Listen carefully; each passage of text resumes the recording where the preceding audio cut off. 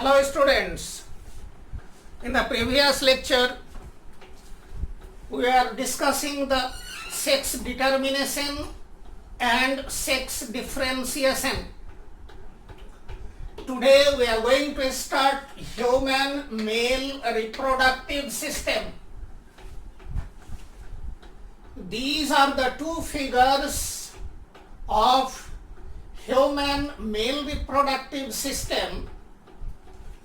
These organs are present in the pelvic region. You see, there are three ventral cavities in our body.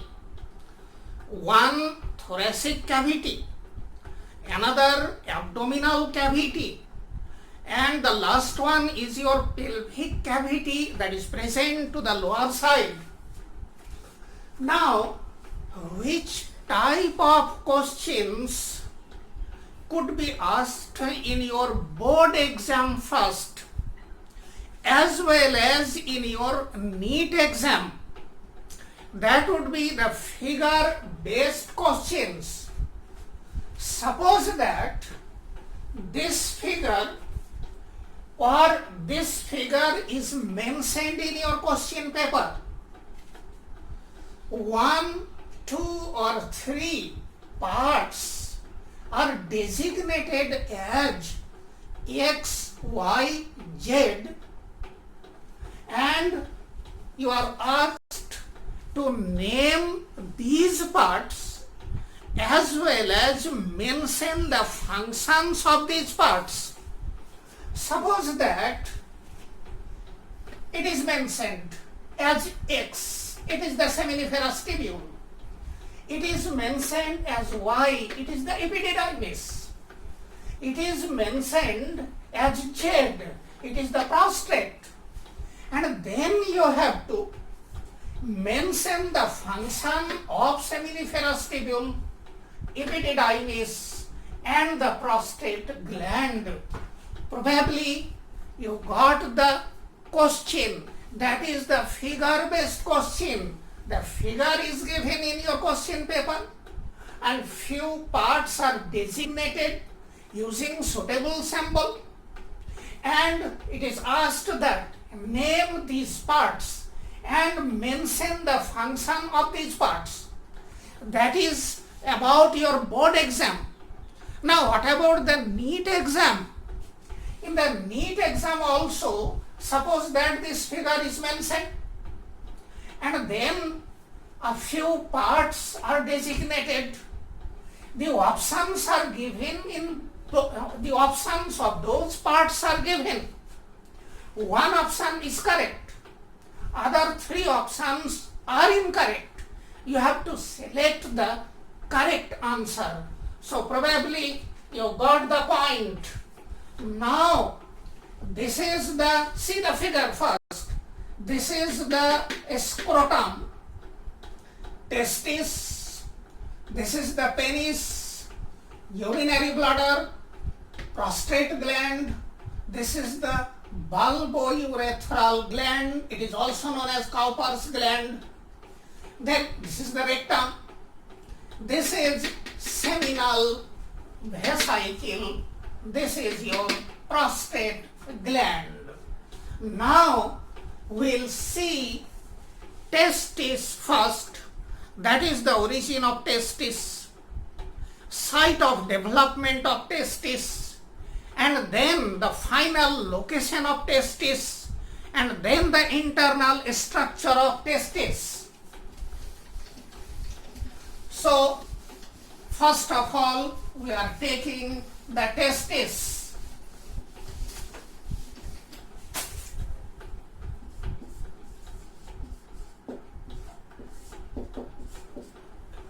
It is the male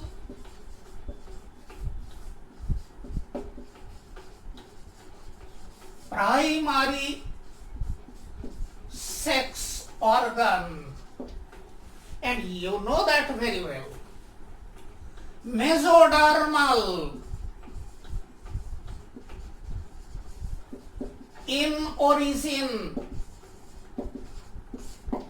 you know that also. color pinkish, length 4 to 5 centimeter, width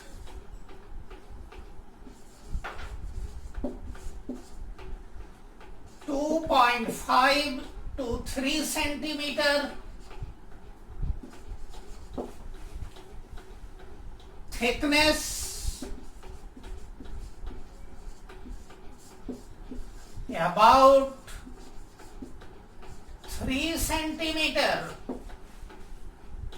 then weight of testicle 15 gram, about 15 gram, volume of testicle, that is the testis, about 20 to 25 ml. These are the very basic things. There is no mechanism in it. You can get it by heart only. Now see, site of development.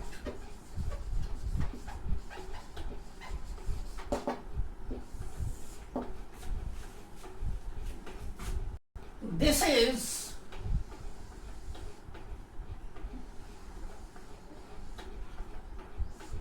vertebral column. You know, in the vertebral column, in the lumbar region, there are 5 vertebrae. So suppose that this is the lumbar region.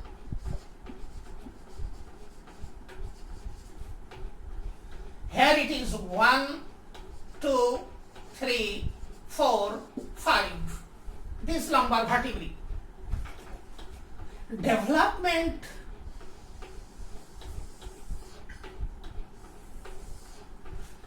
marking it as a scrotum. This is the parietal peritoneum. It is mesothelial or mesodermal in origin. Development in this region, that is outside the peritoneum. It is retro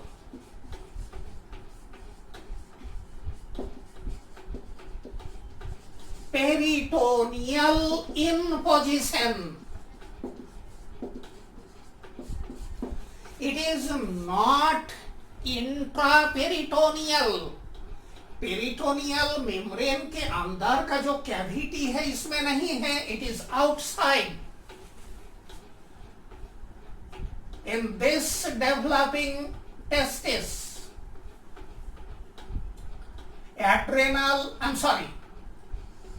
ligament is present.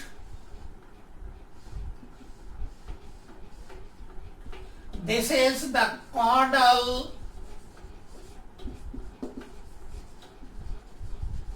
ligament. Now see, here it is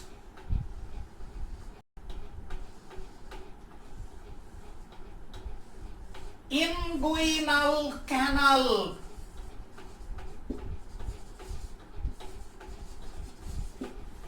It is the inner ring of inguinal canal. It is the outer ring of inguinal canal.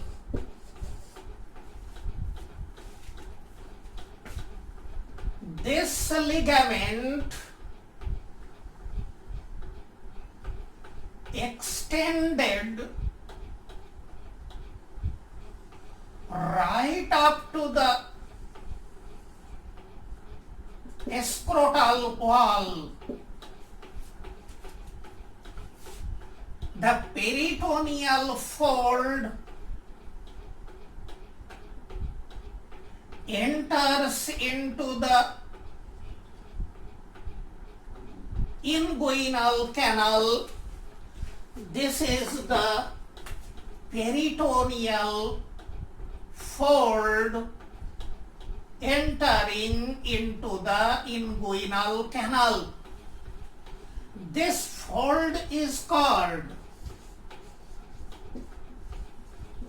processus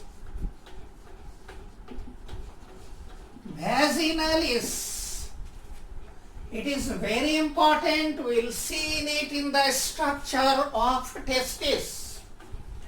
So the development of testis in the upper lumbar region, just adjacent to the development of kidney. This testis develops in the 7th week of gestation period. Gradually the testis starts descending towards the scrotum. By the end of 23rd week of gestation, the testis descends up to inner ring of inguinal canal, and finally before birth, in most of the cases, it completely descends into the scrotum. So probably you got it, I am repeating it. Site of development, upper lumbar region, development in the 7th week of gestation period, then descending of testis starts gradually. By the end of 23rd week of gestation period, it is reaching the inner ring of inguinal canal, and then before birth, in most of the cases, it reaches the scrotum. Now if I ask you,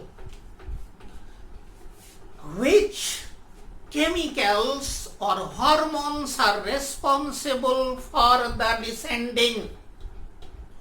And promptly you can answer, as we discussed it earlier in the first video, it is under the influence of androgen, that is testosterone, and insulin-like factor third. These two chemicals, hormones, are mainly responsible for the descending. Now see, this processus vaginalis also helps in the descending. The pressure of abdominal organ also pushes the testis downward, and the main factor of pulling the testis is the ligament, and this ligament is called gubernaculum. The shortening of this ligament pulls the testis also. So you can see the chemical involves testosterone and insulin-like factor third. Descending of testis under the influence of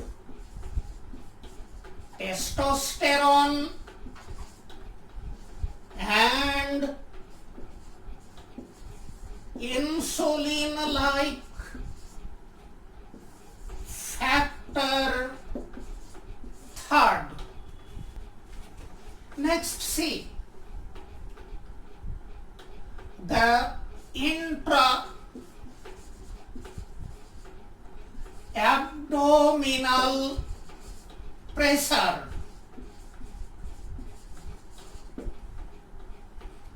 Shortening of ligament, that is gubernaculum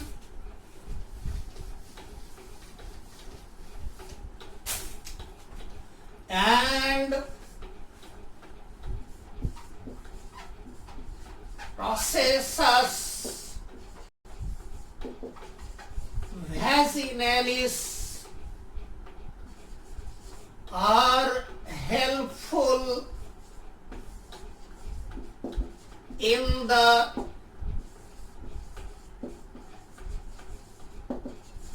descending.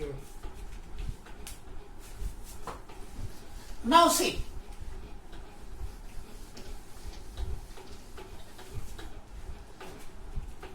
in certain mammals, testis is permanently abdominal.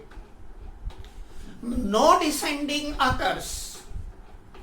In certain mammals, descending of testis into the scrotum only during the breeding season.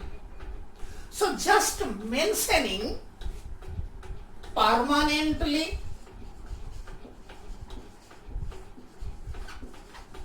abdominal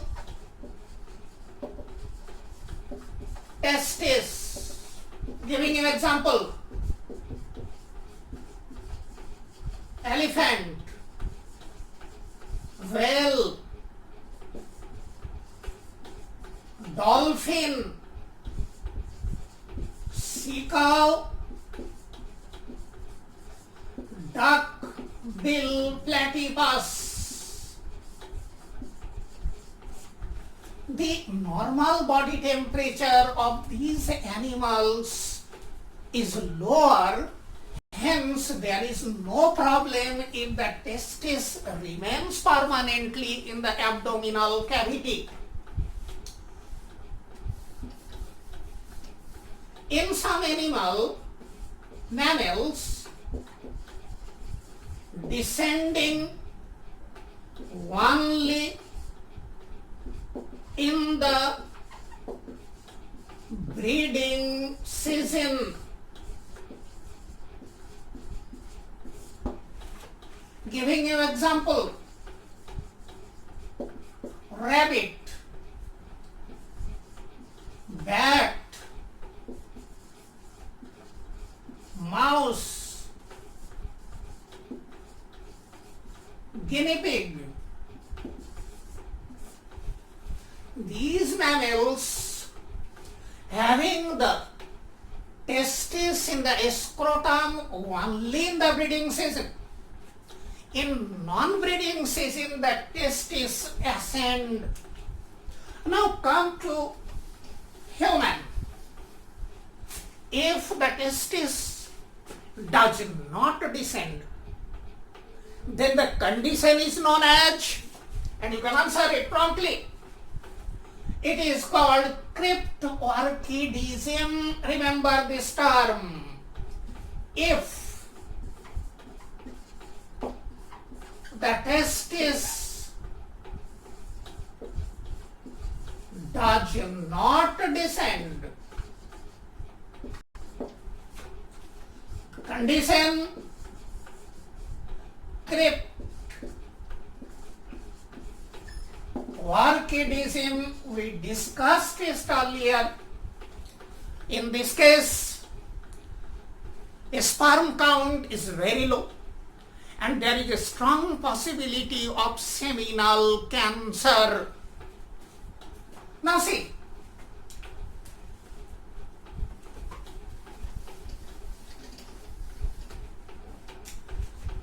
This is the testis. Suppose that some other structures are connected to the testis. For example, one is your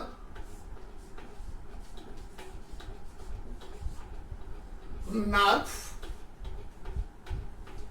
another is your artery, another is your vein, another is your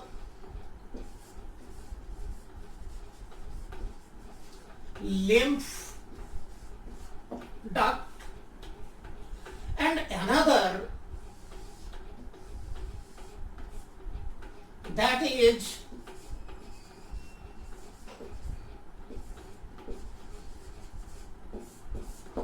vas deferens. It is not actually directly connected to the testis, but actually I am going to take up a spermatic cord. Now, while there is descending, these parts also dragged with the testis. Now, this is your testis, this is the scrotum,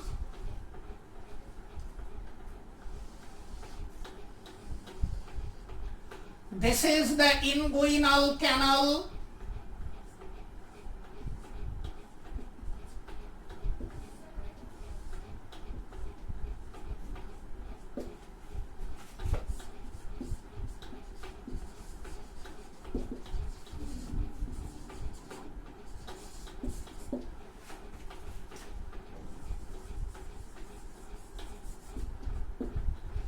this structure passing through the inguinal canal is called a spermatic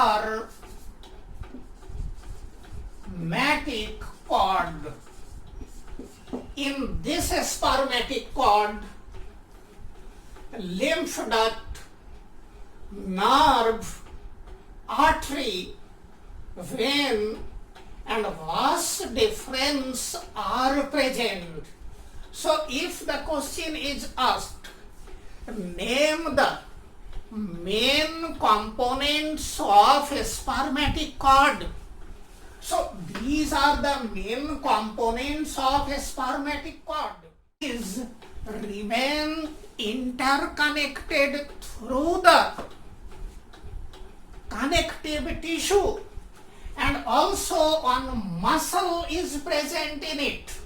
So I will show you that muscle. It is related to your scrotal sac.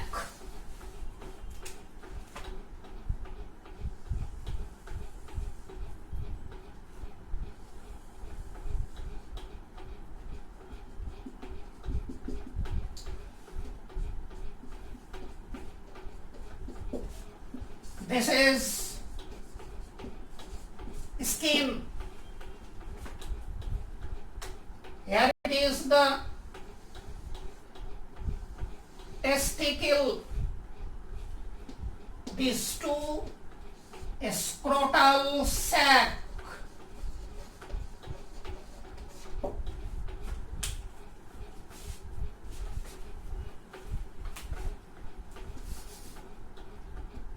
One muscle is present underneath the skin.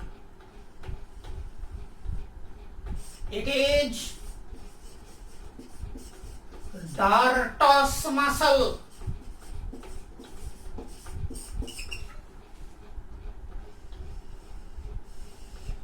Remember, there is no adipose tissue or fat under the skin.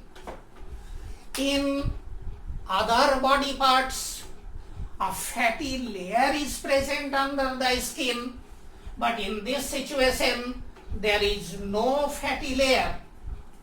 Now, another muscle is present.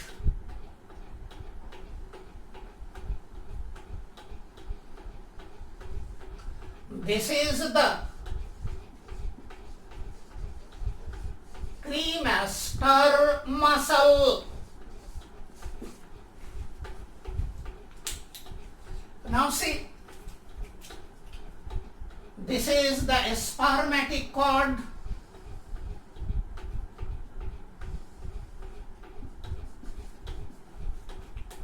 And this spermatic cord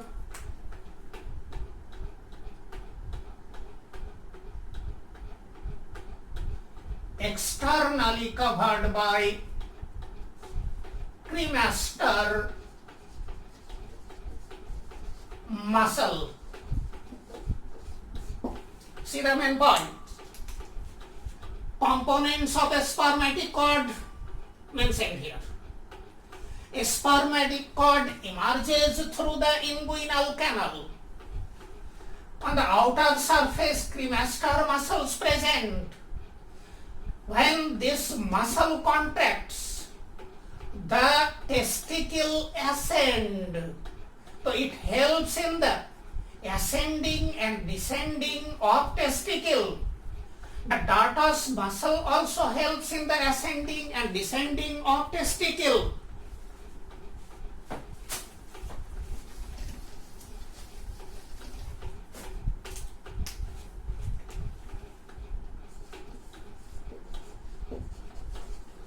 A spermatic cord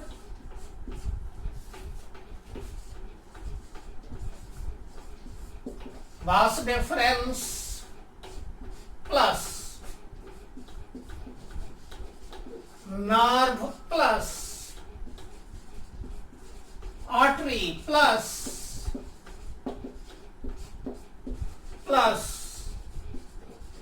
lymph duct. Now see another thing. How many muscles are present in the wall of a scrotum? So there are two types of muscles. Muscles of a scrotal wall, dartos muscle and cremaster muscle.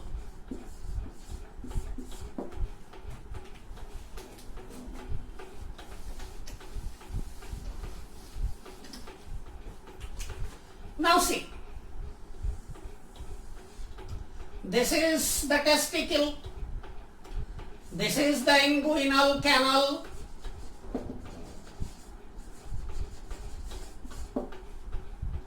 it is the spermatic cord,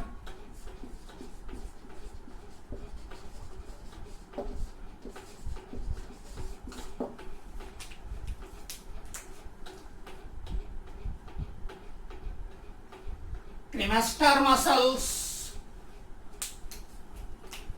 other fibrous tissue,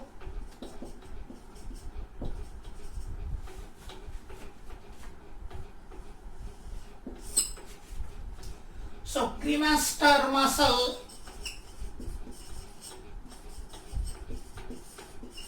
and other fibrous tissue close the inguinal canal.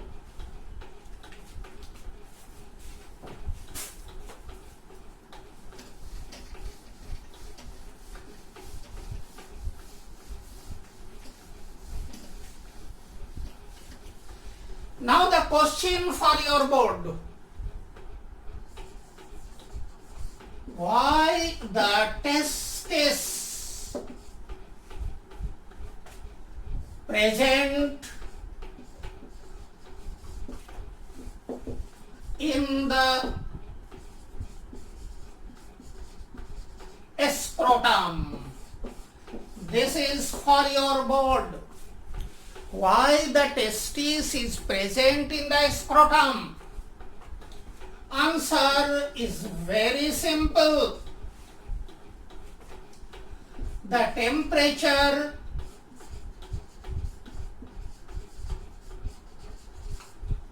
of a scrotum is 2 to 2.5 degrees Celsius according to your NCERT.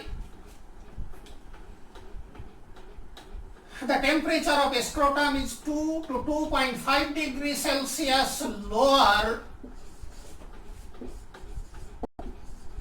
than the core body temperature. Core body temperature means rectal temperature or abdominal temperature. This lower temperature is necessary for the growth of testicle and spermatogenesis. 2 points.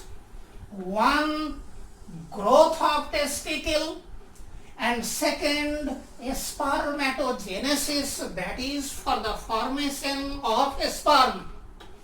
This is for bone. But for meat purpose, we will slightly discuss it more. See, a scrotum is the thermoregulator. It is basically the incubator. It provides the optimum temperature for spermatogenesis, irrespective of the environmental temperature. See, if outside temperature is lower, for example, winter season, contraction of dartos muscle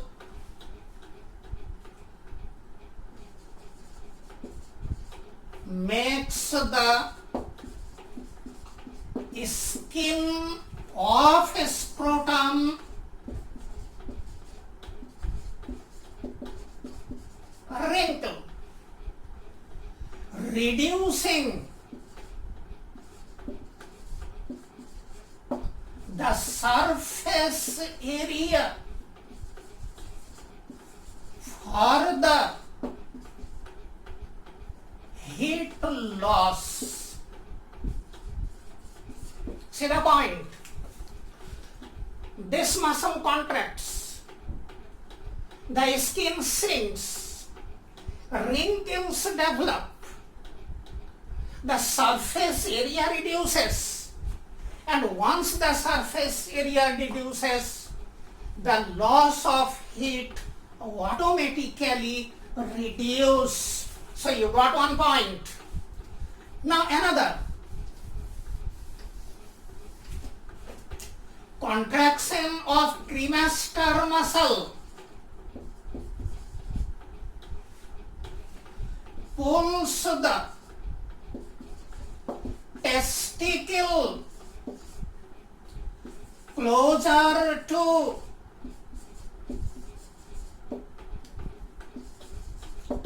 groin region, that is closer to body, where the temperature is higher and the testis gets the optimum temperature for spermatogenesis. Now, if the outside temperature is higher, summer season, then relaxation of these muscles, distance of testicle increases from groin region.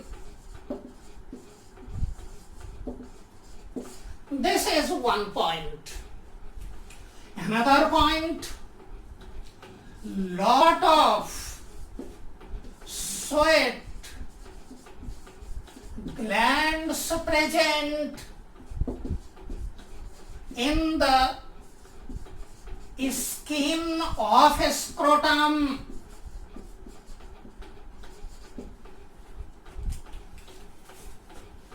When the sweat glands are very high, copious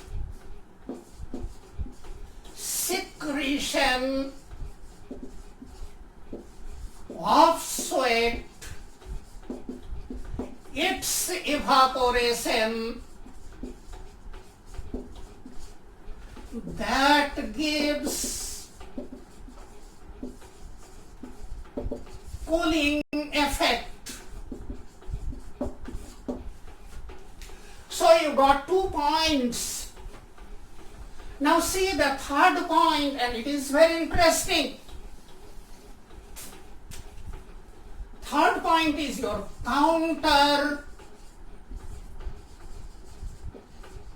current heat loss mechanism. You have studied one counter current system, that is in the kidney. It is related to the concentration of urine. Counter current heat loss mechanism present here. See, this is the artery.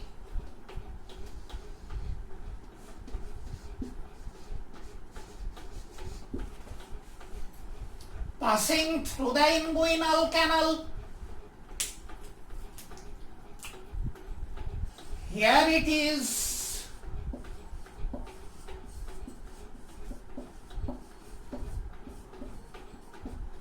Anastomosis of veins. Lot of capillaries, venous capillaries present outside the artery. This is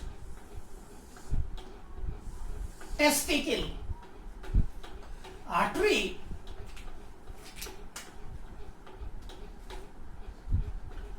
supplying the blood to different parts of testicles, and these venules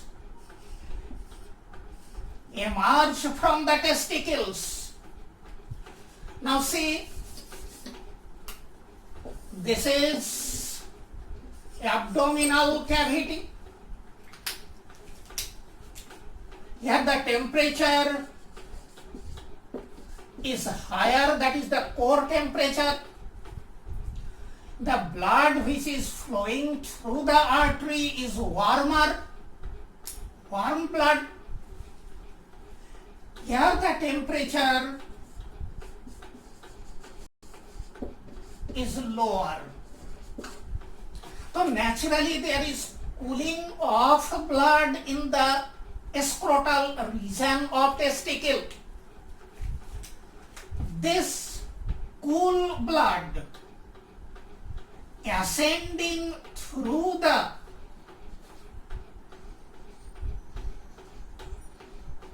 veins. Here see, the direction of flow of blood is in opposite direction. Artery bringing the blood and the veins taking out the blood, so the direction is opposite. That is the counter current. Now you slightly think in this case. Here the blood is warmer, that is the temperature is higher.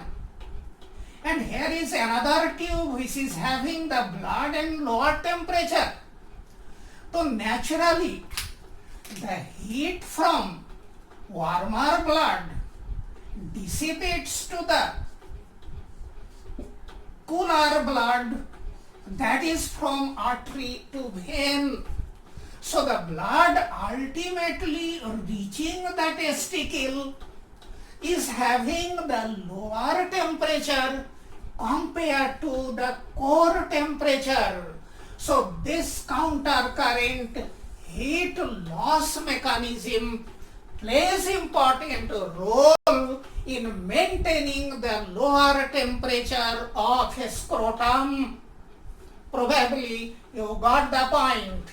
In the next video, we'll take over hernia and then the internal structure of testis.